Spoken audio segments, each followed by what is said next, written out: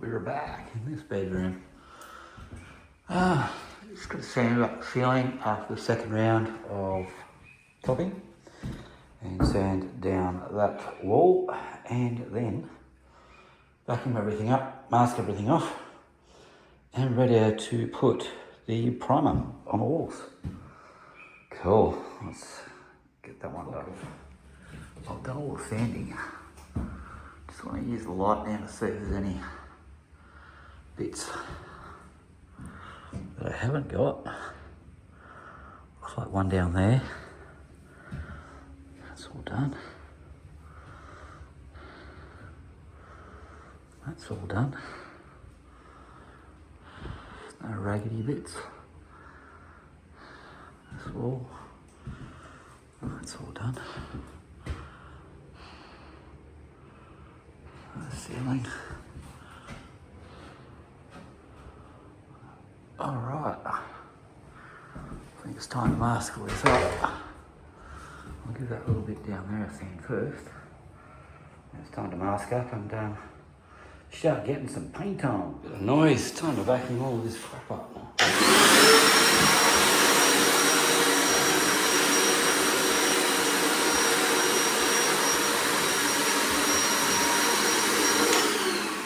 You get the idea. The rest of the floor end and the windows. I thought as I was waiting for that sugar soap to dry, I might get these out because they've just cut them off. And I did get one off.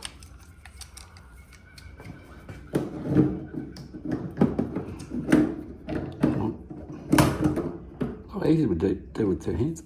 Anyway, they just come off. And yes, they will take a modern hose for a washing machine. These ones were just on there a bit. And old school. The new ones are all plastic. These ones are not.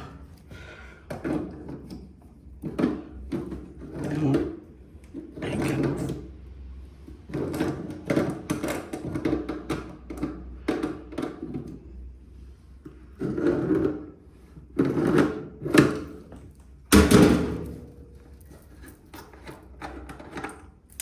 Yuck. Done. The primer seems to be going on well. I've only got that little patch done, but it seems to cover over. It's not doing any funny business with paint. I roughed up all the paint behind it. And it seems to be soaking into that cornice, which is really good. Anyway, got a little bit to go. Just a little bit. Yeah, at least it's pretty thirsty. Anyway, let's keep on going.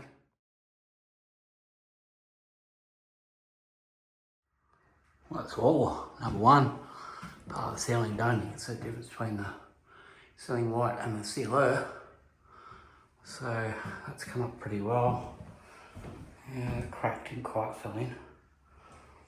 But yeah, let's keep on going. Let's move on. Cool. What is this? Bedroom sealed.